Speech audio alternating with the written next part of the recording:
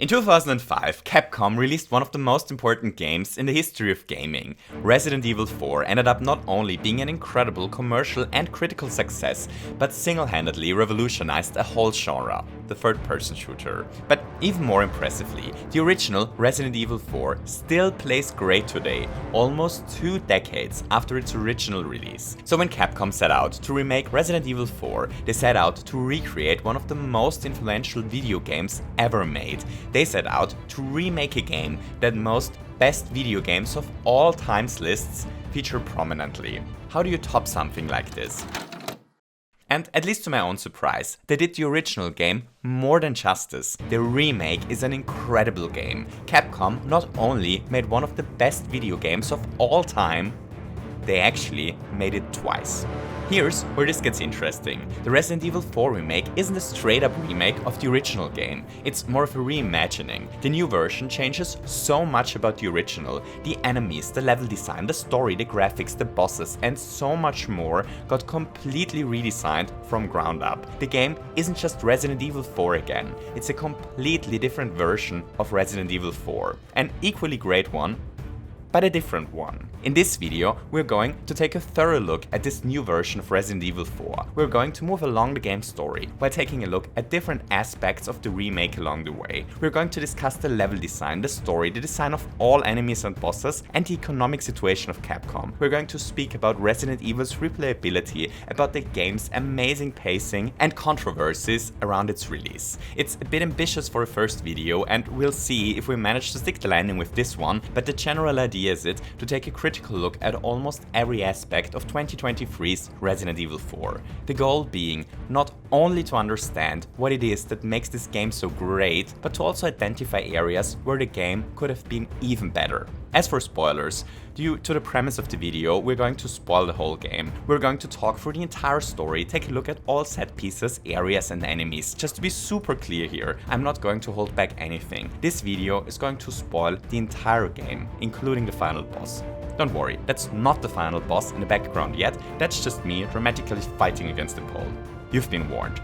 Alright, we've got a lot to chat about, so let's get this thing going. My name is Stefan, you're watching Stefan Perspective, a place that hopes to create the great retrospectives that great games deserve. This is 2023's Resident Evil. Where's everyone going? Bingo?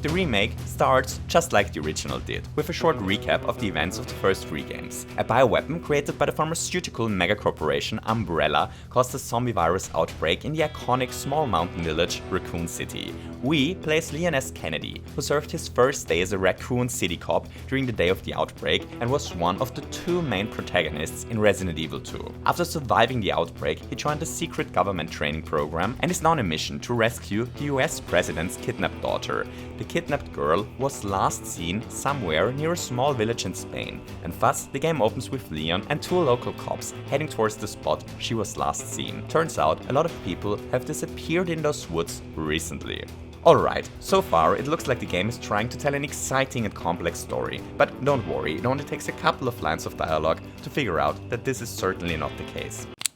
I'm sure you boys didn't come all the way out here to roast marshmallows. Yeah, the game's story is cheesy. The remake certainly tries to tell a compelling narrative at times, but it certainly doesn't take itself too seriously at that. The game is far more worried about getting us into the action fast than with telling a complex tale. One of the 2 cops makes his way into the woods for a quick toilet break, but never comes back. We set out to figure out what happened to him, and there we go. We're already in control of Leon. But first, we got a couple of more iconic lines. Oh, what's the car? Wouldn't want to get a parking ticket. After a short walk through the creepy forest that gives the Resident Evil engine a moment to flex its impressive muscles, we reach the Hunter's Lodge, the very first real area of the game, and the place where most of the teaching and the tutorial takes place. Which brings us to an interesting question. How does an action horror game like Resident Evil teach its gameplay to the player in a non-intrusive way? Let's dissect how the Hunter's Lodge is designed. we enter the building through this door, and this corridor is the only way forward. The corridor first takes us to a room that contains a couple of disgusting investigable items that really set the mood. Then the corridor leads to a closed door that we can't open yet, and finally into this room. Here we encounter an old man cooking at the fire. Leon notices a bloody police mark lying on the ground. Turns out he noticed this just in time, because the guy suddenly attacks us with an axe. Leon parries the attack, and then something surprisingly important happens. That's going to be a bit weird now. What happens next is really important, and we'll circle back to it in a second, but I can't tell you why it is important yet, because that would spoil my neat little argument that I prepared for in a second. So forgive me for being a bit of a weirdo, but could we all collectively just, put a small "that's important" pin into what happens next so that we still remember about it when the time to actually chat about it finally arrives? Thank you so much, that's very kind of you. Here's what happens next. Leon kicks the guy away, and in doing so, breaks his neck. Leon murders this unfriendly elderly man in the cutscene here. That's the important part. Thank you so much for putting a mental pin into this. Let's proceed. The key for the previously locked door is on the corpse. So next we backtrack back to the door and unlock it. Behind it is a stair down to the cellar and a long corridor. This area is really unsettling. If the guy trying to axe us into pieces didn't alarm us that something isn't quite right around here, this area certainly does. At the end of the corridor, Leon finds himself in a dead end. Something horrible is hidden there. Leon discovers the corpse of the cop he's searching for. The villagers murdered him.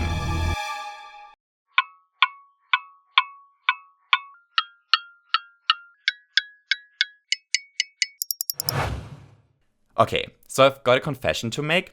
I lied to you. We weren't simply talking about the way Resident Evil teaches its concepts before. We were actually working towards a much bigger point. We were talking about how Resident Evil builds tension and horror with its level design. The game uses a really clever formula throughout its runtime to escalate the tension, and this formula is first used during the tutorial. But the tutorial is not the best place to talk about how Capcom creates tension and horror. The best place to discuss this happens much later in the game. So the weird thing that just happened before was a quick time traveling trip into the future of our playthrough to a later part in the game. At this point in the game, Leon and the president's daughter Ashley are in a castle. Leon becomes entrapped and it is up for Ashley to rescue him. We take control over Ashley for a short gameplay section. This part of the game is the most traditional horror part in the remake. It is really well executed, and it has a lot of things in common with the tutorial section in the Hunter's Lodge. I'll promise it all will make sense in a second. The big threat to Ashley's well-being are those reanimated armors that try to slice us into pieces. Our only way to fight those is a lamp that emits a blue light. The game previously established that the blue flame stuns the armor guards for a couple of seconds if they are exposed to it. So from a gameplay perspective, we're perfectly equipped for the upcoming horror section. The lamp is a defensive tool that helps us survive, but it doesn't allow us to kill the knights. It only temporarily stuns them, meaning that we only have a defensive tool that allows us to survive, but no offensive tool to actually kill the armors. We can't remove the tension by defeating them, but we can temporarily lessen it by stunning them. Cool. The layout of the horror section is very linear. There is a small puzzle at the beginning and a couple of tiny detours here and there, but overall we're funneled through a straight corridor. After a while, the path leads into the cellar where the tension escalates. Several armors attack us here all at once, while we need to ring 4 bells to open up the way forward. That's really tense, but the real thing happens afterwards. The next room is a dead end. All that is in it is a small puzzle that rewards us with a key that unlocks the door through which we need to go to rescue Leon. This door is all the way back at the beginning of the section, so we have to backtrack all the way we just came. We have to make it once again through the darkness, we have to make it past all the horrible nights again, but the lamp extinguishes here. We have to make the way back without the lamp. The game takes our only defensive tool away and now wants us to play the exact same section backwards, but this time defenseless. the action completely escalates. This keeps going until we finally make it back up. The game spawns in new monsters in places where they are incredibly difficult to dodge. It throws knights at us in huge numbers. The knights chase us wherever we go. The game just doesn't mess around. It is amazing. The chase back is an expertly crafted sequence and one of the most tense parts of the entire game.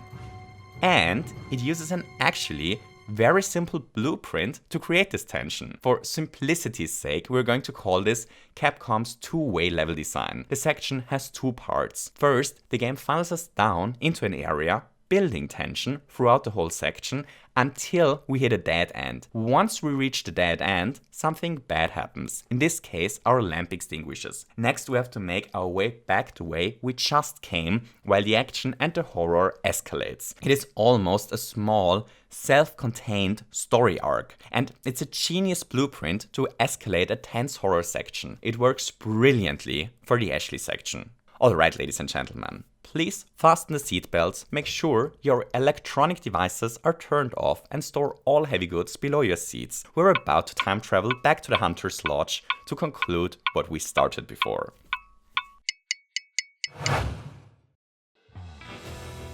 So Leon finds himself in this dead end, the cop's corpse in front of him. To make matters worse, the other cop is apparently also under attack. On our way back, we hear a loud rumbling and noises from above. The music slowly escalates, and once we reach the stairs, this happens.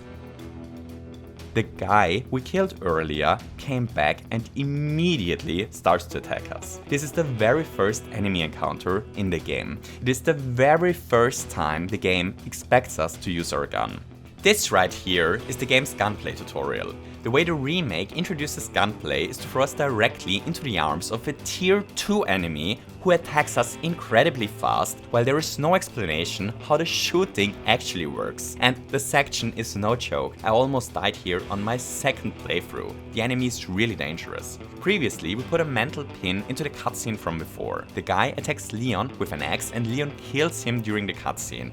Here's why the scene is so incredibly interesting. Leon kills the guy here, during the cutscene, for absolutely no reason. It would make much more sense to just have Leon kick the guy away and have him be the very first enemy. This guy is the perfect opportunity to introduce gunplay. He's much slower and the whole setup is much less hectic than during the later encounter. The game has a sequence that is a natural fit for a tutorial, yet it decides to skip it. It's even stranger. Take a look at how the exact same moment plays out in the original Resident Evil 4. The guy grabs his axe, Leon dodges it, Leon calls him to freeze, and the cutscene ends. We are tasked to kill the guy ourselves. In the original, this guy is the gunplay tutorial, but the remake team decided to skip the tutorial here and to instead kill this guy off during the cutscene. So here's the multi-million pesos question. Why would they do that? And the answer is hidden within the Ashley section that we just discussed. It's because of Capcom's two-way escalating level design. During the Ashley section, they slowly build the tension until we hit a dead end. Then they pull the plug and escalate the action. In the Hunter's Lodge, we slowly make our way down the cellar until we hit a dead end. And there, they pull the plug once again, only to escalate everything as much as possible on the way out. I believe the reason why Leon kills the guy in the cutscene is because they don't want to ruin the tension they are building up during the cellar section. If we already killed an enemy immediately before this section, then the threat of someone attacking us wouldn't be as strong as it is now. There is a certain tension to the very first enemy encounter that can't be replicated afterwards. The first time we kill an enemy, it proves to us that we can handle this kind of encounter. Fear needs uncertainty. We don't know how a combat encounter plays out until we encounter one. If they want the cellar section to be as tense as possible, then they need us to not know what to expect. If there is one word to describe the Resident Evil 4 remake, then I'd say the word is tense. No other game I've ever played creates such incredibly tense moments so consistently seriously as the remake does. They're so committed to this idea of tension that they drop the gunplay tutorial from the original and instead have the very first enemy encounter be against a tier 2 enemy without any introduction on how the guns work. They already commit to this two-way escalating level design during the tutorial, but they do not only use it here. They do this over and over again. They build tension when we first enter the quarry and escalate the boss fight on our way back. They build tension when we enter the lab where we find the bioscope and escalate it on our way out. They build tension while entering the regenerator lab and escalate it when we leave it. They build tension in the underground laboratory where we enter it and escalate it while leaving. They completely remix the layout of chapter 2 so that we have to backtrack after grabbing the medallion. The motorboat doesn't have any fuel, so we have to make our way towards a dead end and then backtrack while new enemies overrun us in chapter 3. They have us find the dead hikers at the shrine at the lake and then let the dogs loose on our way out, and so on. There are countless examples of this two-way tension building in the game, way too many to list them all. But what's most fascinating about this is that a lot of those sections are exclusive to the remake. So, spoiler alert, but a huge part of the conclusion of this tiny video is going to be that the remake is a fundamentally different game than the original, and one of the main reasons for this is Capcom's new focus on this clever two-way level design that allows them to first build up tension and then to escalate it. Cool. So let's get back to the story. After leaving the Hunter's Lodge, we make our way towards the village where we find the other cop, tied to a pyre and burning bright. Here, the famous village survival section takes place. The entire village now tries to slaughter us. We have to survive the attempted slaughter for a couple of minutes until the bell rings, which makes the villagers mysteriously lose all interest in us. After the village section, we head towards the lake. There, we are introduced to a new character, Lewis. We find him tied up in a wardrobe. Lewis is a bit of a weird character. A giant man enters the room, beats Leon unconscious and injects us with a parasite. After Leon becomes conscious again, he's tied up with Lewis in a shack. The two manage to escape and split up. So we'll fast forward a bit here because the next important story beat happens a bit later. A couple of hours after this, Leon finally makes his way into the church where the president's daughter Ashley is kept prisoner. Now, here's where the story gets interesting. Not only Leon got infected with a parasite earlier, Ashley did as well. The parasite is the Las Plagas parasite, and it is what caused the villagers to go mad. The parasite breaks the will of the person who is infected with it after a while, turning the infected into a will-less puppet to be controlled by Osmond Saddler, the leader of the cult. Lewis, the strong smoker from the wardrobe, earlier told Leon that he is in the possession of a medication that can slow down the spread of the parasite. But Leon also found out that Lewis used to work for Umbrella, the company that caused the virus outbreak in Raccoon City, the outbreak that Leon barely survived in Resident Evil 2. So that's the basic conflict of the story. Leon and Ashley can't simply escape because the two are infected. They need to find a cure to the infection in time. Their only shot is a guy who used to work for the company that caused the events of the previous Resident Evil games. Meanwhile, Lewis has his own agenda as well, but we aren't aware of it yet. That's the basic setup. There is one more plot thread, but we'll cover that in a second. For now, let's chat about the combat and the gameplay in general. If we want to understand what makes Resident Evil 4's gameplay so exceptional, we have to talk about those guys here first. You notice them? I'm talking about the ravens. Always shoot the ravens, for they are precious and full of riches. Don't shoot the chickens though. They're useless.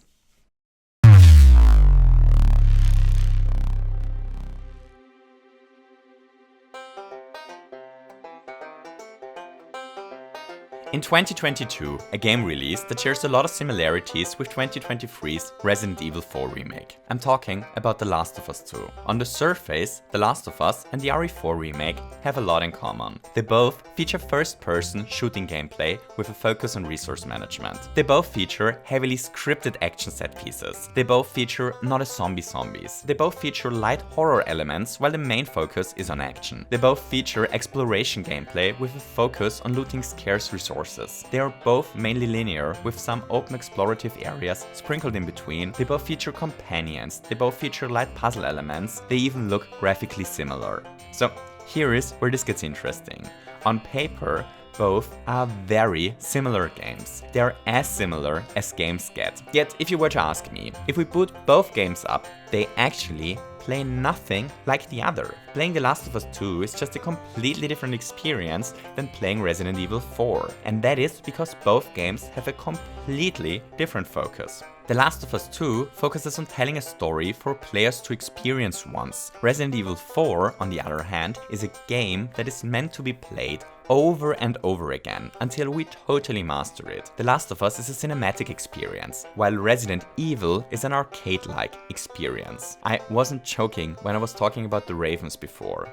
The fact that the Ravens drop all sorts of useful stuff, from money to freaking hand grenades, is a great example for why The Last of Us and Resident Evil are so fundamentally different. It's completely bonkers that the Ravens drop hand grenades, but Capcom isn't interested with creating a believable or realistic experience. They're interested in creating a game that can be slowly mastered and is a joy to replay. If those are our priorities, then it suddenly makes sense to turn the Ravens into flying loot pinatas. It turns the Ravens into a fun little trick for people to discover while they slowly master the game. The Resident Evil games are, at their core, arcade games about resource management, painted in an acrylic horror coat. The Last of Us 2 is something different. It is a game that wants to tell a realistic narrative in an apocalyptic setting. Just to be clear here, while I personally prefer the arcade-like gameplay of RE4 over The Last of Us cinematic realism, I absolutely do not want to shit on The Last of Us 2 here.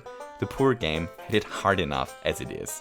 Everything in RE4 is designed with replayability and mastery in mind. It starts with the Ravens, but it certainly doesn't end here. Here are 8 examples to demonstrate through which lengths Capcom goes to make sure the game is as replayable as possible. At the beginning of the castle, there is a section where we get attacked by catapults and have to fight our way towards a cannon that we need to lift upwards. Or we simply shoot the counterweight and lift the cannon up into the air at the beginning of the whole section. The rocket launcher can be used to destroy this huge gravel pile, skipping a section where we have to find dynamite. The first villager attack can be ended prematurely by shooting the bell with a long-range weapon ourselves. The rocket launcher pretty much kills every boss in one hit, allowing us to skip boss fights, which we do not enjoy on subsequent playthroughs. Speaking of bosses, Ramon Salazar can be completely obliterated by throwing a golden egg at him. I sadly forgot to pick up a golden egg during my latest playthrough, so I lack footage of this, but I'm sure future me is going to figure out a great way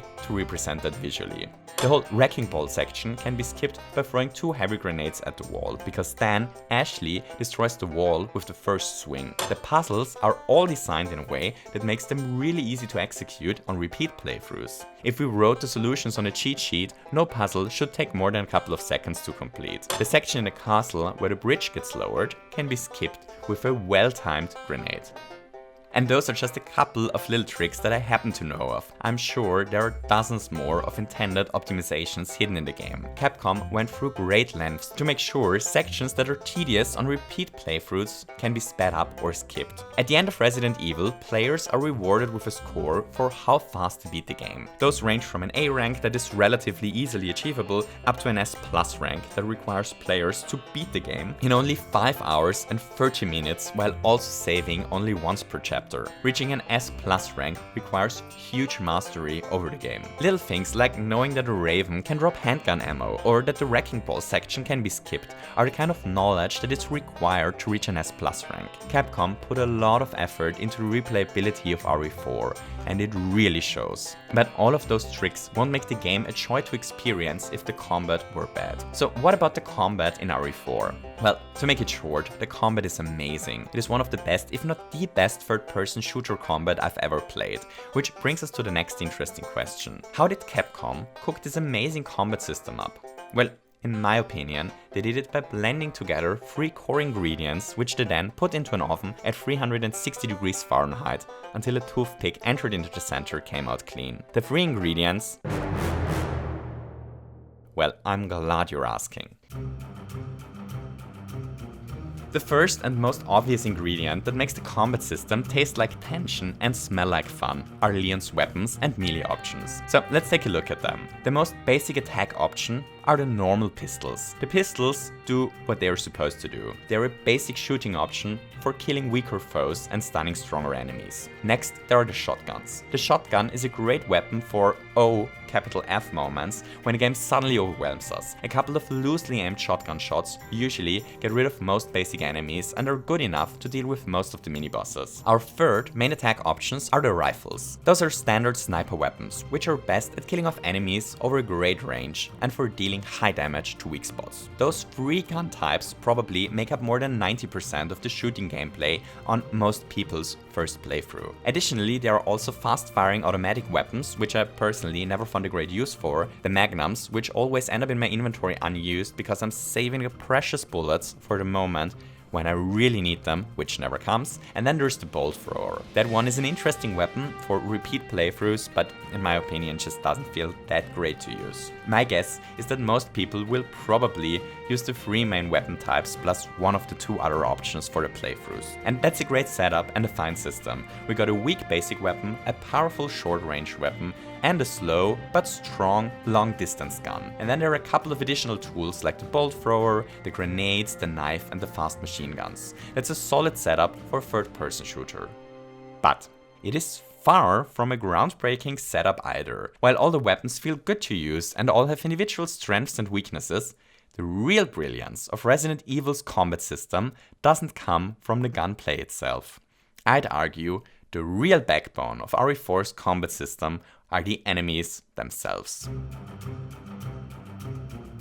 Resident Evil's enemies are awesome, and there are plenty. Let's quickly take a look at all of them. First, there's the standard Gyarados type of enemy that comes in dozens of different variations. Some Gyarados use knife, some use sickles, some use crossbows, some have shields made of wood, some use metal shields, some wear armor, some throw dynamite. Those really just aren't a single enemy type. A fight against Gyarados throwing dynamite plays out completely differently than one against a bunch of those using shields and sickles. They are the bread and butter of the game and work excellently as fodder enemies. While they aren't hard to kill, they manage to remain a threat in larger numbers till the very end of the game. Next, there are the re-deads. Those are Gyarados that come back from the dead if we do not manage to put a knife into them fast enough. Those are great at creating short bursts of tension during combat. When a Ganado is transforming and we have to make a split-second decision whether it is worth it to run to it and to go for the knife kill, or if it is safer to let it come back to deal with it later. Which brings us to the exploding head Gyarados. Those fulfill the exact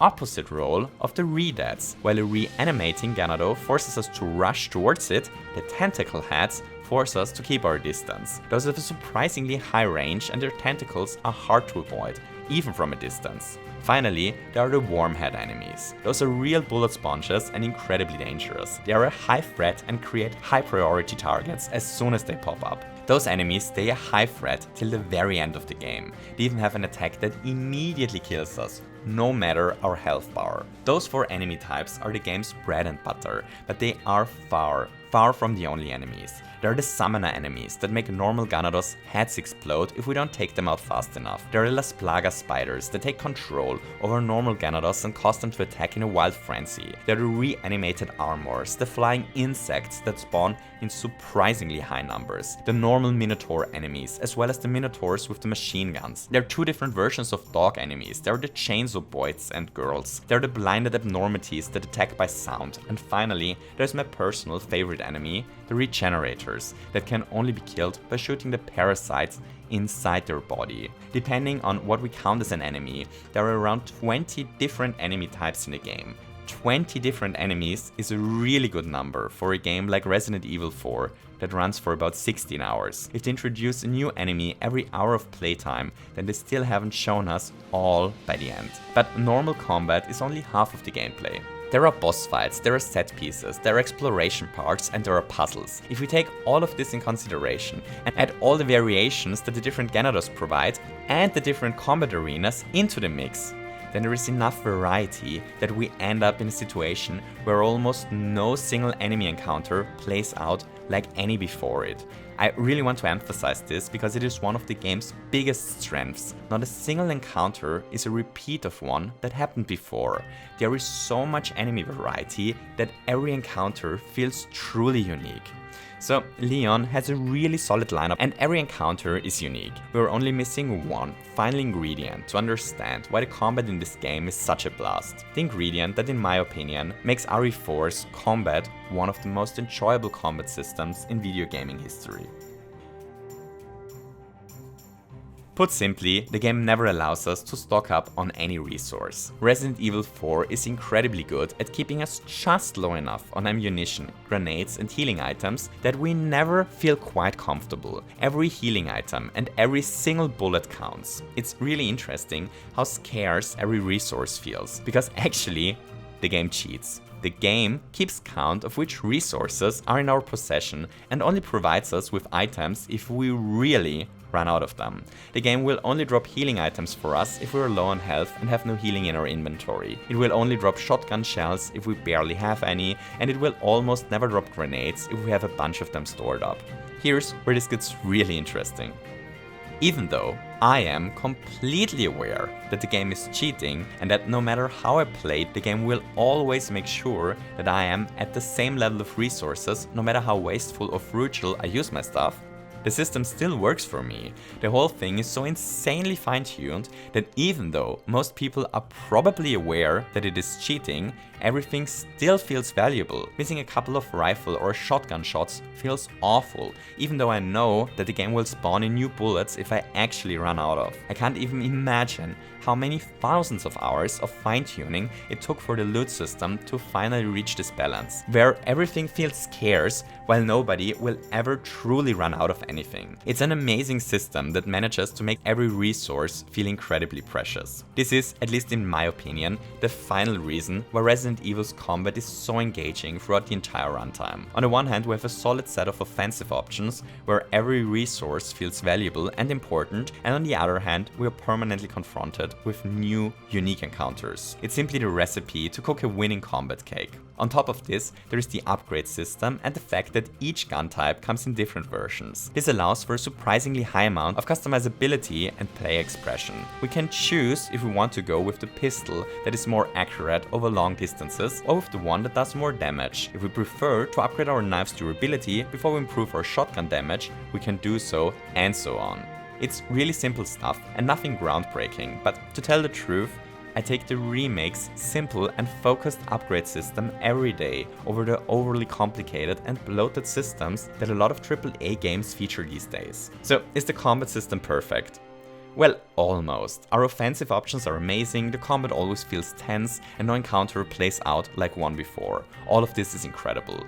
Our defensive options, however, well, that's where the system could actually be improved. If we want to avoid damage, we usually only have two options. We can either just run out of danger or parry with our knife. And both of those defensive options have problems. So the knife parry first. Most attacks can be parried by raising our knife the second we get attacked. That's great on paper and I like the idea a lot. There's just one big problem. It's incredibly easy to exploit the system. All that we have to do is to simply hammer the parry button like crazy and we'll parry almost any attack. No skills needed. The professional mode of the game fixes this by only allowing for perfectly timed parries, but the standard difficulty could be really improved by simply adding a small timer that prevents us from spamming the button. The second problem has to do with avoiding danger by running out of its way. Long-range attacks from enemies are often best dodged by simply moving out of the projectile's path. The big problem with this is that Leon's turn radius is just a bit too large and too clunky for running out of danger to ever feel good. If we're facing right and want to dodge something by quickly running to the left, it takes ages before Leon finally turned around and starts to run. This makes some projectiles undodgeable if Leon faced the wrong direction when the attack started, which is obviously not optimal. I personally think it would have been a good idea to have Leon's movement be a bit more responsive, especially the turn radius. The remake goes for this arcadey gameplay, and fast and responsive movement sounds like a natural fit for this type of game to me. The payoff would be that controlling Leon would feel lighter and maybe lack a bit of weight, but my guess is that this would have been worth it. There is a second problem with running in this game, by the way, but we'll talk about this in a minute. For now, let's finish our discussion about the actual gameplay by quickly talking about the one gameplay element that we haven't discussed so far: Ashley. During some sections, we're accompanied by Ashley, a scared young girl that we have to protect at all costs while fighting. While this may sound like a recipe for catastrophe on paper, it turns out to be a fine gameplay element. Ashley doesn't have a health bar, instead they opted for a wounded system. Whenever Ashley takes a hit, she becomes incapacitated and we have to help her up again. If she takes another hit while on the ground, she dies. If we help her up, it's back to normal. That's a really clever follower system, since it means we don't have to micromanage her health all the time, while still creating tense moments whenever she gets damaged. The second way she influences combat is when enemies try to carry her away. When an enemy grabs her, it basically means that we're on a timer before it is game over. This shifts our priority from whatever we were doing to rescuing Ashley as fast as possible. And that's all that Ashley really does, which is pretty much a huge compliment to a companion in a third-person shooter. Her presence sometimes generates tense gameplay moments, and otherwise she doesn't get into her way. Great job, Ashley. Well done. Oh, and I murdered her twice in a way that made me laugh out loud in a water room during my latest playthrough. So there's that as well. So Leon and Ashley are both infected and their minds are slowly taken over by the Las Plagas parasite. Louis claims he's able to help them, but he has worked for the evil corporation Umbrella in the past. Regarding Louis, earlier we saw a cutscene where he was talking to Ada. Ada is a recurring character from earlier Resident Evil games and an old acquaintance of Leon. Her loyalties are unclear to us, but it is obvious that she cares for Leon as she saves his life several times throughout the game. She wants Louis to fetch her some mysterious amber for reasons that are unknown to us at this point. Those are the most important story beats up to the mid-game, but a lot of smaller stuff happens in between. Leon manages to murder Mendes, the guy who infected him earlier. They escape the village and they make their way into the castle. Ashley has a short moment where the virus overwhelms her and she attacks Leon, which causes the two to split up again. And Leon has a heartwarming reunion with Ada at knife point. And at this point, we sadly have to make a quick detour and talk about something else, something only loosely related to the game. We have to talk about Ada's voice actress.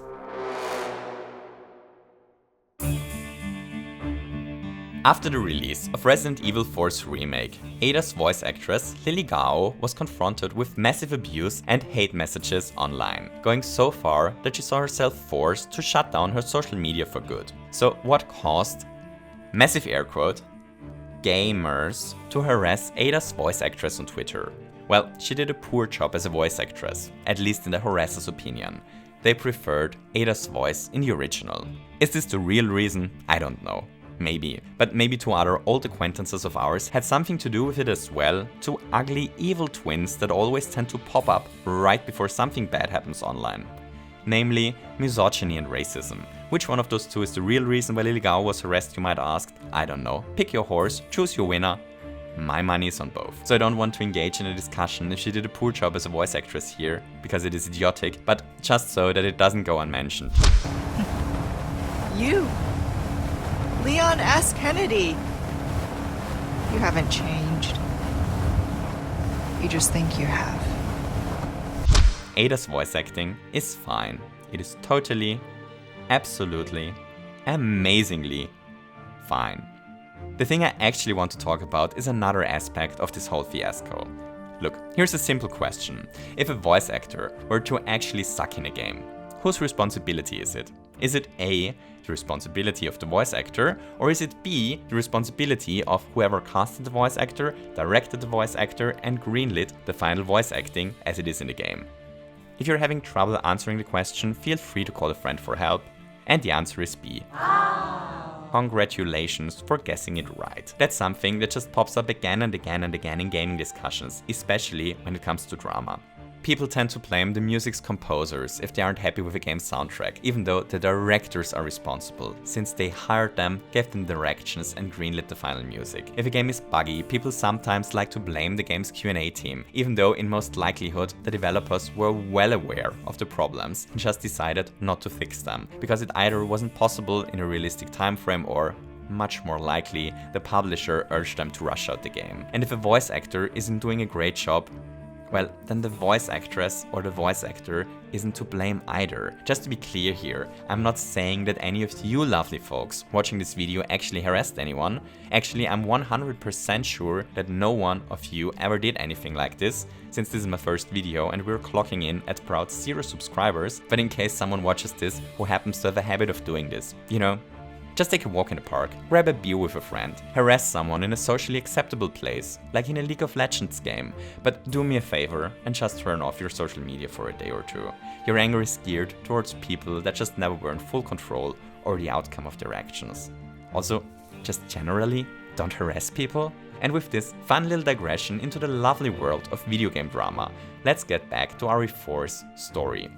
Last time we talked about them, Leon and Ashley were separated. Leon fights his way to where she's held captive. Once he arrives there, his rescue attempt fails in a spectacular fashion and he is thrown into the mines deep below the castle, barely surviving the drop. There he meets up again with Louis and together they make their way through the depths searching for an exit. So those mines below the castle are the place where the Las Plagas parasite got discovered. The parasite was entrapped in an amber deep below the castle. It is this amber that Ada is looking for and that Louis is supposed to steal for her. So here comes the first big plot twist. Turns out Louis actually created the virus in the first place. He used to work for Umbrella as a scientist. When he found out what he was actually creating, he was looking for a way out. He made contact with an unknown organization who promised him safety in exchange for a sample of the virus. Ada is working for exactly this organization, and she's here to get an amber sample from Louis. So Louis feels guilt over creating the virus, and this is why he wants to help Leon and Ashley to get rid of their infection. The mine section is probably the strongest part of the narrative, especially since a new antagonist pops up right before the two of them are about to make their escape. But before I take a look at this part in detail, let's talk about another aspect of the game first.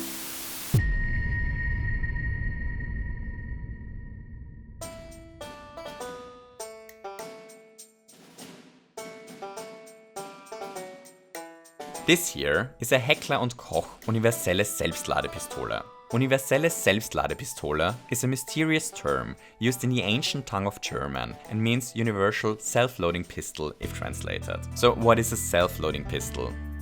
Well, it is a pistol that loads bullets automatically into its firing chamber.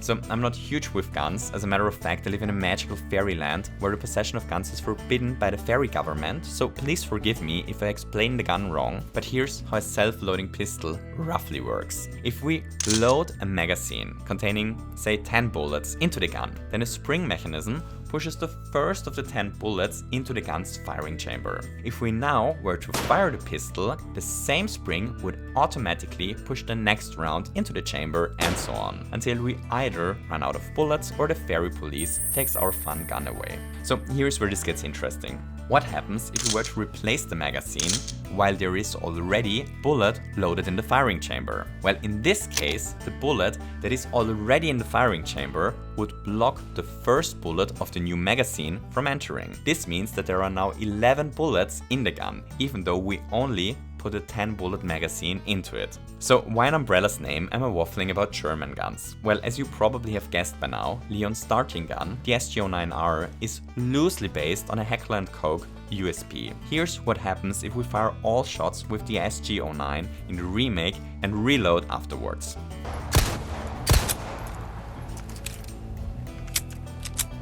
Amazing. Now here is what happens when we only fire a couple of bullets and then reload.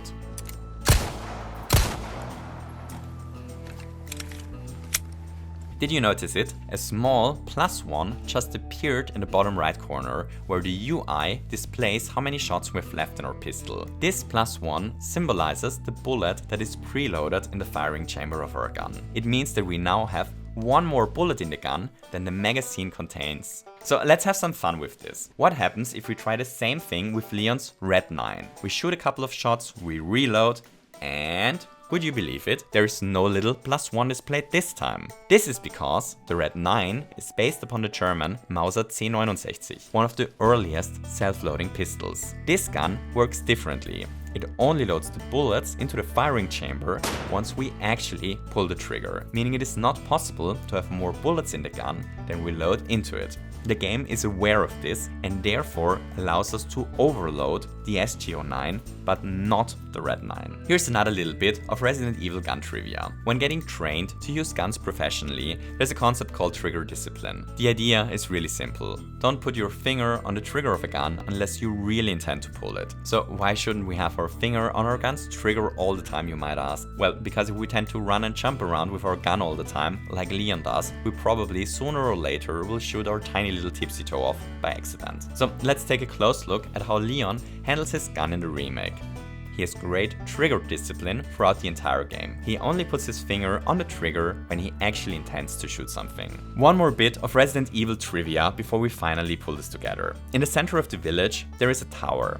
The village is where the villagers try to slaughter us at the start of the game and where we have to survive for a set amount of time. The tower is a great place to retreat to during the sequence. In theory, we can just stand up there and kill all the enemies from a safe distance. Capcom obviously doesn't want us to do that, and therefore they have a system in place to prevent this. In 2005's original Resident Evil 4, the villagers start to throw Molotov cocktails at us if we stay up there too long. So here's where this gets interesting. Capcom was a bit sloppy with the Molotov cocktail thing, because if we position ourselves in this corner, no single explosion is ever going to hit us. We can sit out the entire villager attack in this spot. Nothing will hurt us up there. That's just a neat little trick in the original that a lot of people eventually figured out and happen to know about. Here is what happens if we try to do the exact same thing in the remake.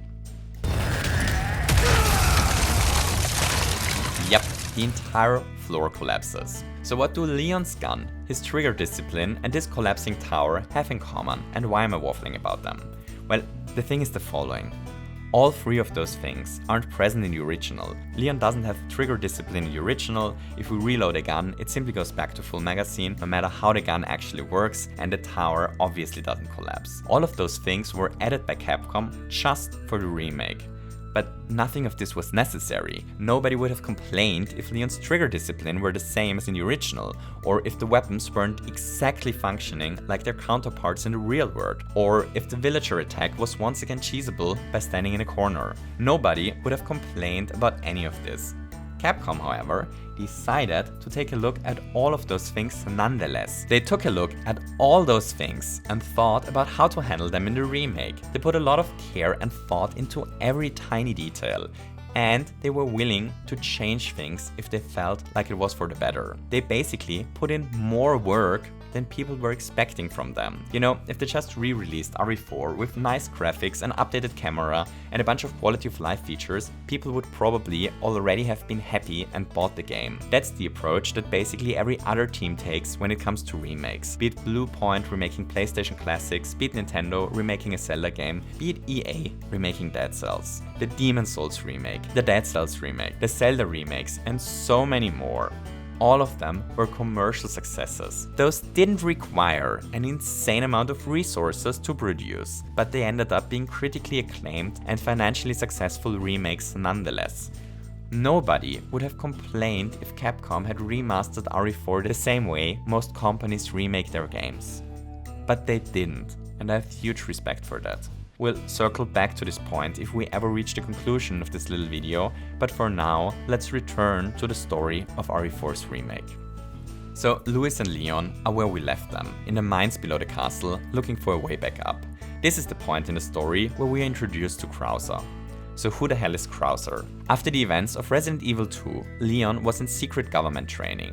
Krauser was responsible for his training. He betrayed the US government in order to work with Umbrella in a search for power. So if you think Krauser appears a bit out of nowhere at this point in the story, well then you're absolutely correct. But don't worry, that's not my biggest problem with Krauser. That one will pop up when we discuss the boss fights. Krauser gives us a standard villain speech before heavily wounding Louis and attacking Leon. We manage to fight him off, which forces Krauser to retreat, but Louis' wound takes the better of him.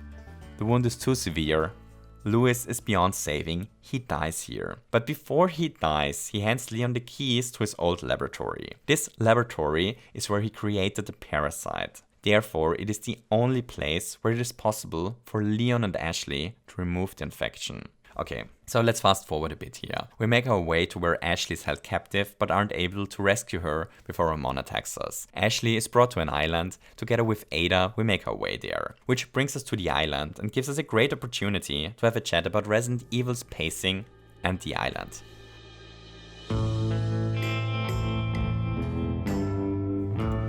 Resident Evil is a series with many facets. Some of its main entries are grounded survival horror games, while some play more like B-action movie shooters. With a series so wide, it is really hard to find the one thing that really ties all the games together. But if there is one thing that all main entries in the Resident Evil series share, then it is that they all completely fall apart during their final third, and Resident Evil 4 is sadly no different.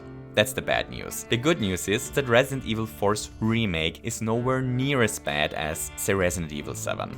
So the final third of the game takes place on the island, and the huge problem here is that the pacing of the game just takes a serious hit for the worse. So pacing is an interesting concept because barely anyone can even define what pacing is in the first place, yet almost everyone I ever heard talking about Resident Evil 4 seemed to agree that the game has great pacing overall. So what is it that gives RE4 such a great pacing for most of its runtime? Well, in my opinion, it's two things. It's the incredible enemy variety that allows them to basically create each and every single encounter as a unique experience, and it is the fact that they mix up the gameplay over and over again. Take a look at what we do in Chapter 6, for example. The chapter starts with a combat arena that is designed to be solvable using stealth, and that escalates in a dangerous fight where dynamite is thrown at us from above if we brute force it. Afterwards, we end up in a hectic mini-boss fight against the two Chainsaw Sisters before getting chased up the hill by Mendes in a carefully crafted action sequence. Finally, we fight a boss fight against Mendes himself.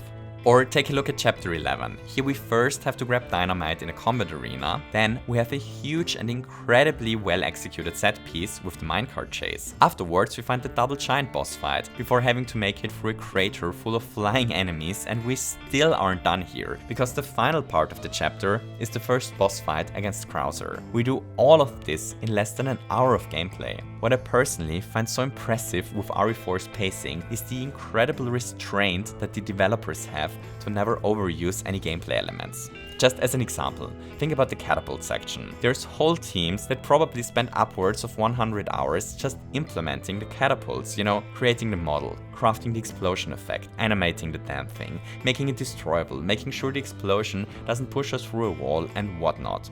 And then they only use the catapults in one small 15-minute gameplay section and throw it away afterwards. It must be really tempting to craft a second area where catapults are used again, since so much work already went into them. But they do not. They know that the game is better off if the catapults only appear once. It's this huge restraint that makes RE4 feel like this insane roller coaster that just escalates and escalates while never repeating itself. Most of Resident Evil 4 is like this, with one exception: the island. So what's the problem here? So first, we aren't introduced to a lot of new enemies in this chapter. The only new foes are the regenerators, which are excellent to be fair, and the machine gun wielding Minotaur thing. Second, there is a ton of similar shooting combat in similar environments against similar enemies. The area with the machine guns is simply not really that different from the wrecking ball section or from the shootout in the boiler room. The break-in sequence is similar to the helicopter section or the part before Krauser, and so on. Don't get me wrong, the island is still enjoyable, and Capcom certainly tried to differentiate those sections, but at least in my opinion, they didn't do a good enough job with it.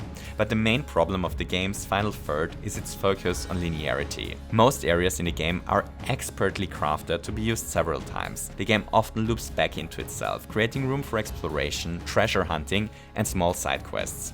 The island, however, drops this. The final third of the game is, with only one or two small sections in between, extremely linear. It feels as if we were on rails, driving from shooting gallery to shooting gallery, which harms the game's otherwise great pacing. But that's not the only problem that Resident Evil 4 faces in its final third. There's also another problem. The main problem of the Resident Evil series as a whole that is probably the cause for a lot of the games to fall apart towards the end. The resource scarcity and the feeling of overwhelming threat just vanishes towards the end. By the end of Resident Evil 4, the basic Ganados just don't feel like a real threat anymore, since we probably have killed them by the hundreds at this point. Our guns are upgraded, plentiful and powerful. We're probably sitting on magnum rounds, shotgun shells and rifle gun ammo for days, while our handgun is strong enough to deal with most threats on its own. The dread of wasting a rifle shot or of missing with the shotgun just grows smaller and smaller the longer the game goes on. Towards the very end, we're so stocked up on resources that it just doesn't matter anymore.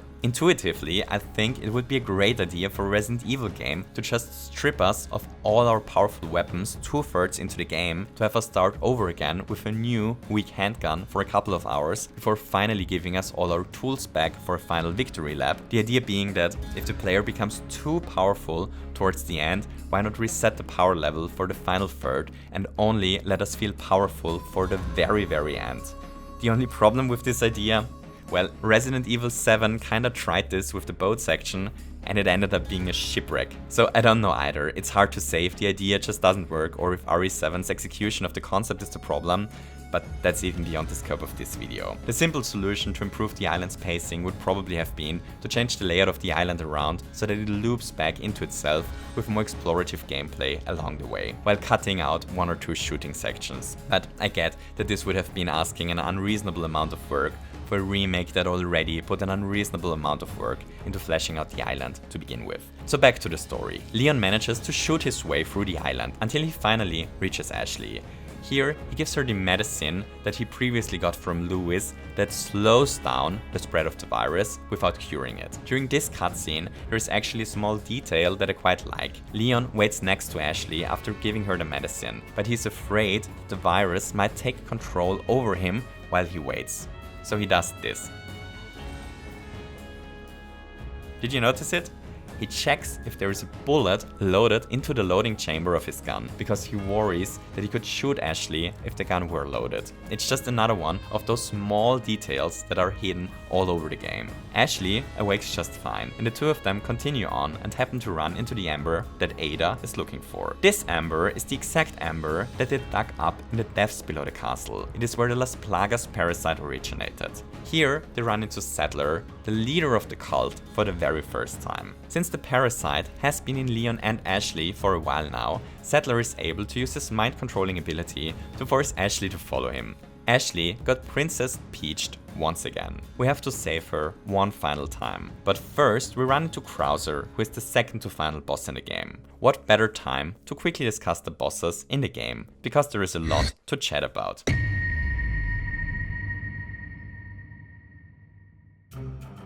By my counting, there are 9 bosses in Resident Evil 4, so let's talk through them chronologically. We've got a lot to unpack here, so up we go. The very first boss we encounter is the fight against Del Lago in the boat. This boss isn't really a traditional Resident Evil boss, since we do not use our own resources against it. Traditionally, the bosses in Resident Evil games have to be defeated using the bullets, healing and resources we stocked up earlier. Especially the older games commit to this idea. Usually the bosses are trivial if we are well stocked up with shotgun shells, healing herbs and grenades, while they tend to become incredibly tough if we wasted our precious resources on basic zombies earlier. In the first games, it is even possible to softlock ourselves if we didn't preserve enough resources before. Most bosses in RE4 are no different. The fights usually become a lot easier if we are well stocked up on resources, up to the point where we can outright skip a fight if we have a rocket launcher. But Del Lago is different, and to be honest, I don't like this very much. We don't fight him with our own ammunition here,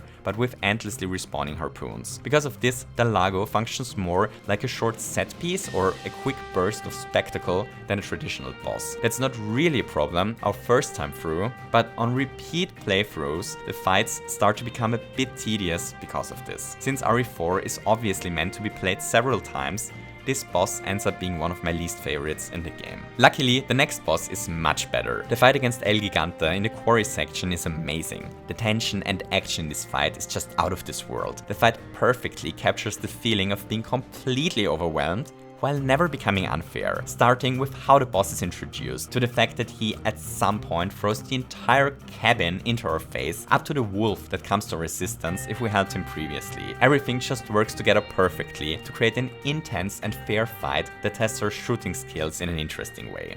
Next up is the Mendes fight, who is a good boy. The fight is a great spectacle and overall very enjoyable. The best thing about the encounter though is how much time is spent on building up Mendes before the fight. When we finally get to fight him, it really feels like we're finally allowed to finish off an old foe of ours.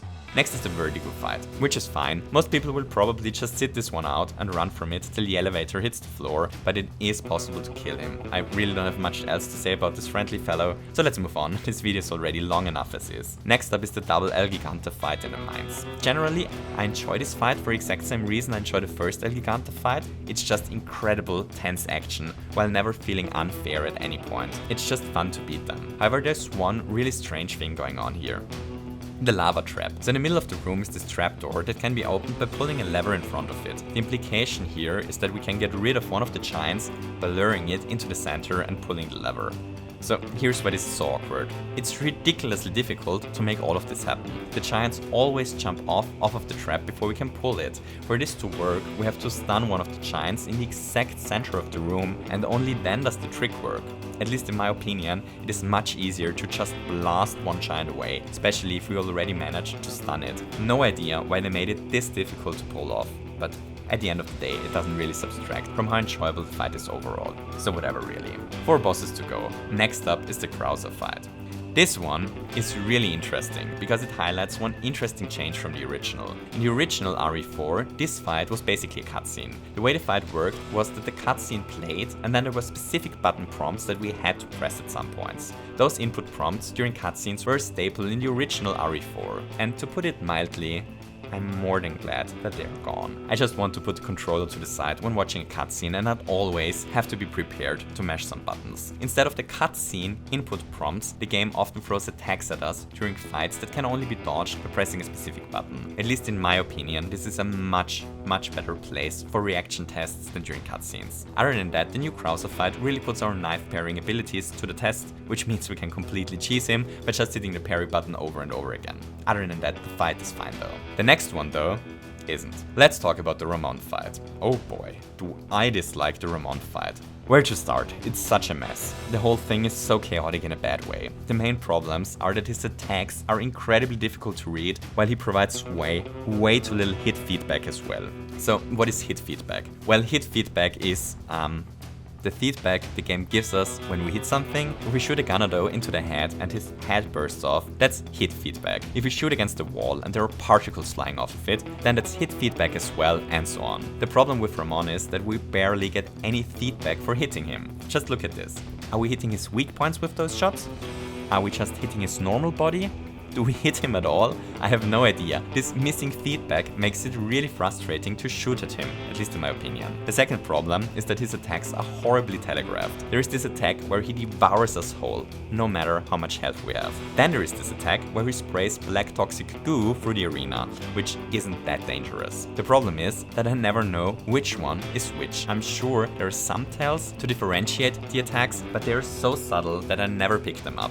Add to this that it is incredibly challenging just to stay aware of his position during the fight, since he moves around so chaotically, and the result is a fight that often feels random and chaotic in a bad way. I'm really not a fan of it. Luckily, the golden egg trick exists. Which brings us to the second to last boss fight in the game, the second Krauser fight.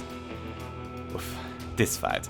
It's not only the, at least in my opinion, worst boss fight in the game, it's actually my least favorite part of the entire game. The fight takes place over 5 phases and just drags on forever. To make matters even worse, there are those sections where Krauser is hidden while we have to make our way through an area full of traps. Those sections force us to play really slowly and carefully, which is exactly the opposite of how we want to tackle the game on repeat playthroughs. To make matters even worse, his animations are all looking a tiny bit out of place, and the fight goes on for so long and requires so many resources that it is in conflict with Resident Evil's usual conserving gameplay. Fighting him with the knife parry is as cheesable as the rest of the game is. Fighting him without the knife is a complete nightmare. Yeah, not a fan. But there is something really interesting going on with him. Let's do a quick digression and let's talk about health bars. The bosses in the Resident Evil series usually don't have health bars. That's something really unique about the series. Very few games out there have no visual representation of a boss's health. It is doubly interesting since Resident Evil is a game that is more than happy to sacrifice realism in order to make gameplay smoother. Again, This is a game where the ravens carry hand grenades and healing herbs. The bosses not having a health bar is a staple that goes back to the very first game. I believe the main reason why they don't show the boss's health is because not knowing the health makes the bosses more intimidating. We never know if we're 1 or 25 shots away from beating the boss, and thus we can never be sure if we even got enough resources in our inventory to kill the boss. You know, if a shotgun shot was like 12% of the boss's health and a pistol shot something like 3%, then we would be able to deduce exactly how many resources it takes us to beat the boss, removing a lot of the tension that comes from the fear of running out of ammunition before the boss dies. So do I agree with this? Well, yes, I think Resident Evil 4's bosses are better off without a health bar. Here's what I don't agree with though. I don't think it is a good idea that the bosses have absolutely no visual representation of their health at all, which is where Krauser enters the picture again. During the first phase of the fight, they do this thing where his shirt soaks up more and more with blood the more we hit him with the knife. This is a great compromise between having a health bar and having none. The more we damage him, the more blood is on his shirt, giving us a rough idea how damaged he is without spoiling the entire thing. Except it isn't. The game sneakily removes those bloodstains after a while. Just let this sink in for a second. They have a system in place that works perfectly as a visual representation of Krauser's health without having the drawbacks of a health bar, and they deliberately go out of their way to not use it. I think it is fair to say that Capcom really doesn't want to give players even a hint at how much health the bosses have left, which is something I don't agree with. Fighting a boss in this game sometimes feels like hitting a balloon with a fist 90 times in a row. 89 times the balloon just pops back to where it was and then it randomly pops. Slowly showing signs of damage on the boss's actual design would solve this problem without the other drawbacks. Cool. This leaves us only with the final boss fight left to discuss, which is probably a great place to wrap up the story before we jump head over heels into the conclusion of this video. So how does our story conclude? Well, exactly as one would expect. Leon makes his way to Ashley, who is held captive by Sadler. Ada comes to save the day and the two barely escape. Leon carries Ashley towards Louis' lab in a surprisingly tense and emotional scene. In the lab, Leon manages to remove the parasite from Ashley, but collapses before he can cure himself. An unknown amount of time later, we wake up again and are fine. Turns out Ashley managed to cure us once she recovered. Ashley saved our lives. While trying to escape, we find out that Sadler kidnapped Ada. We confront him and find the final battle. The boss itself is fine. It's a well-designed fight and a great way to close out the game. After defeating him, the whole island is about to explode. Leon and Ashley escape by boat in one final, amazingly crafted sequence before riding together into the sunset while the last Plagas base explodes. Awesome. So what do we think about this narrative? Well, it ain't Shakespeare, is it? But it doesn't need to be. Here's a different question.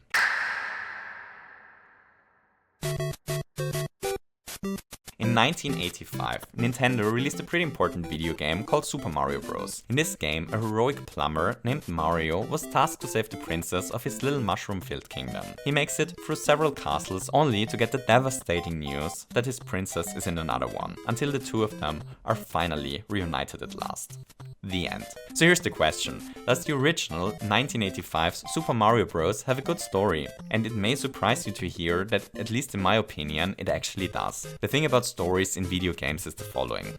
Games aren't an inherently narrative medium. Video games can be a ton of fun without any kind of storytelling. Just to be clear, video games can tell amazing stories. Many games have proven that in the past, but a game can be a great game without telling a great story as well. If the original Super Mario Bros. Had tried to tell a complex story with many different characters, many plot threads, and lots of twists, it very likely would have ended up being a worse game for it. A turtle kidnapped your princess, go after her, is all the story that the original Super Mario Bros. Needed, and thus I'd argue that the story in the original Mario worked great. Back to the story of the remake. So does this game have a story that glues anyone in front of the TV screen? Hard pass. But I doubt that they were trying to achieve this, and therefore it's the wrong question. The real question is a different one. It's what is the story trying to achieve? Does it manage to do so, and how much time and resources does it take to do that? Here's what I personally believe that the story has to achieve for it to be a success. Please keep in mind that all of this is obviously objective. It is objective. First, story needs to give us a motivation for why our character does what he does. Second, the story needs to give our villains a motivation for what they are doing. Third, the story has to set up the bosses, areas and set pieces. Fourth, it needs to tell us the origin story of the parasite. And finally, it has to make us like Ashley. If the story manages to do all of this without taking forever and without coming in conflict with the gameplay, then I'd personally call the story a success. So does it do all of this? Well, almost. The story gives us a good reason to play through the game. The main characters are infected and slowly lose their mind. The story is great at contextualizing all the set pieces and at setting up all the different bosses. You know, when we run into Mendes, for example, he isn't just a random boss, but has been built up for hours, which definitely adds to the fight. The story is also great at setting up the origin of the parasite. We actually get to explore the depths of the mine where the amber was found, and we get to build an emotional connection with the scientist who turned the parasite into a virus. Finally, the game manages to make Ashley really likable, which is really important, since she's also a gameplay element. The remake in general does a much better job at making Ashley likable. In the original, she came off more like a bit of a spoiled brat.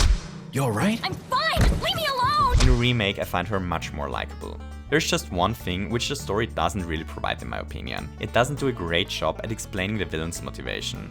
At least to me, it ended up being a bit unclear why exactly settlers set up this huge Las Plagas cult somewhere in the middle of nowhere and what exactly the end goal of kidnapping Ashley was. Funnily enough, the original does a better job at this, since it has us run into Settler much earlier for the first time, where he gives a big villain explains his plan speech that didn't make it into the remake. But overall, I'd say the remake story does what it is supposed to do. Which brings us to the next question. Does it do so in a reasonable amount of time and without coming too much into the way of gameplay? Which I'd also answer with a mostly yes. No cutscene feels overly long or redundant, and all of them are skippable on repeat playthroughs. The only exception is the final story moment, where Leon has to carry Ashley while his mind slowly deteriorates. That's probably a discussion for another game, since Resident Evil only does this once and it really isn't a big deal in this game, but I resent it if games do this. It's a cutscene, but it isn't because you're controlling the character yourself thing. Those sections are unskippable cutscenes, they're just slower and without cinematic camera angles as far as I'm concerned, and they usually do nothing but slow down gameplay and hurt replayability. But again, doing it once for a short bit like the remake does isn't a big problem by any means. So overall, I'd argue the story of the Resident Evil 4 remake is a success. The story is no storytelling masterpiece, but it guides us through the game, contextualizes all the gameplay, makes us care about the main characters, sets up the villains and gives us a bit of background lore to look into. All of this without often hurting the core gameplay. That's all the game's story really needs to do, and I'd call this a good story. Alright, gentle ladies and gentlemen, with all of this out of the way, it is finally time for us to conclude this little video.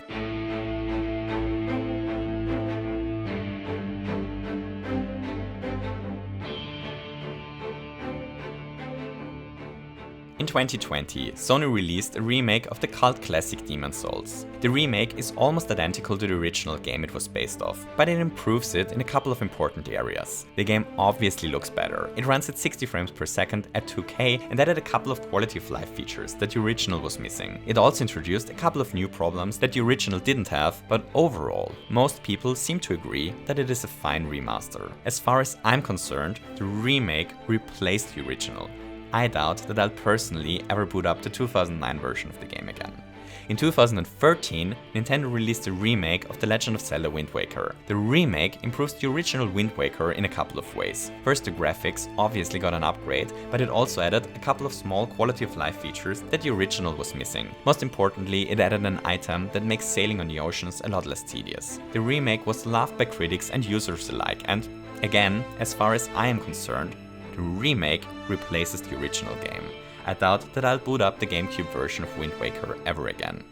And then we have 2023's remake of the original Resident Evil 4. But this remake isn't like the others. The 2023 version of the game does not replace the original. I'm certain that I'll end up replaying the original and the remake for years to come. Both games now exist as equally great versions of Resident Evil 4, side by side. And in my opinion, this is the greatest achievement of the remake of Resident Evil 4. Capcom wasn't afraid to change things up where they wanted to, but they also kept the things they wanted to keep. The game still feels very video gamey and arcade-like. The game is still optimized to be played several times in a row. The game contains even more cool little tricks that reward player to really master the game's different systems. However, they were also willing to take a look at each and every tiny detail of the original, be it something so small as to how Leon holds his gun, and were willing to improve or change things up if they thought it made sense. They iterated on the original's combat system and ended up creating one of the most satisfying to play third-person shooter combat systems I've ever encountered. They were willing to change up parts of the story and added completely new areas to chapters, yet they managed to do all of this without turning the remake into something that doesn't feel like Resident Evil 4 anymore. The result is something that I personally find extremely fascinating. They created a new, equally great version of Resident Evil 4 without replacing the original one. I know that I will certainly replay the remake for years to come, but it won't replace the original. No other company ever managed to pull this off. In my opinion, this is the best way to remake a game, and I can only applaud Capcom for attempting this. There would have been an easy way out. Nobody would have been mad if Capcom did what Demon's Souls and Wind Waker did before. They could have gone the safe route and just faithfully recreate RE4 piece by piece. But they didn't. They tried to completely reimagine the game without replacing the original, and at least in my opinion, they masterfully pulled it off. I applaud Capcom for what they managed to do with Resident Evil 4. They truly managed to make one of the best video games of all times. Twice.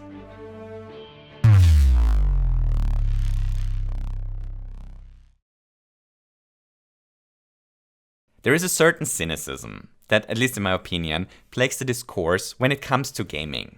It's this idea that huge companies can either make a great game or a game that is financially successful. You know, basically that the economic reality of being a publicly traded company simply forces companies to plaster the games with battle passes and microtransactions and exploitative business practices. It's this idea that, I don't know, capitalism forces companies to release games in a buggy state with missing features and cut content. The argument that gaming companies will always participate in all the worst trends of the industry because those trends are what truly prints money. Simply making good games just can't make you all the money. But all the money is the only thing they care for, and therefore simply crafting good single-player games just ain't enough. Here's the thing.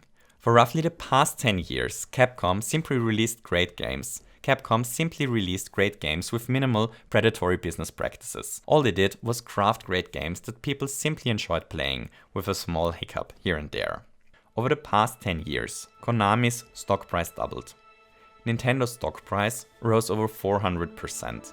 Every dollar you put into Activision stock 10 years ago is now worth more than $5. And EA's stock price six-folded during the past decade. It's been a great decade for pretty much every gaming company, if your name isn't Sega. But if you bought Capcom stock 10 years ago, it is now worth more than 10 times the amount of money it was when you bought it. Capcom's stock price rose over 1000% in just 10 years. Out of all the publicly traded gaming companies, Capcom has been amongst the most successful this decade. They didn't do this by chasing each and every hot trend. They didn't do it by monetizing every single penny out of their games, and they didn't do it by artificially bloating their games with addictive mechanics. They did this by releasing great games. They did it by not releasing a remake the same way everyone in the industry does it. They did it by putting in the effort. They did it because Capcom cares so much about their remakes that they think about each and every detail, up to the point that they implement realistic reloading mechanics that are remodeled after how the real-world gun counterpart works. So Sega, if you're listening, grab a pen and write this down. Turns out that it is possible to flip a profit with video games. All that you have to do is to release good video games. Who knew? And with this, we've reached the end of this little video. Thank you a ton for sticking around. Pulling all of this together was an insane amount of work, and I hope you found at least some entertainment and value in the video. I just took a look into my How to Become a YouTuber guidebook that I bought on eBay, and there it tells me that I'm supposed to ask you to like and subscribe at this point. So yeah, if you liked the video, liking it would be a gentleman's move. Also, if you're interested in more videos like this, subscribing might be a good idea. If this channel just gets a couple of dozens of subscribers, it would honestly be a great feedback to me that the effort that goes into making something like this isn't wasted, and it would certainly give me motivation to make more videos like this. The next thing I want to take a look at is Tears of the Kingdom. Alright, so thanks for watching and a lot of hugs. Till hopefully next time.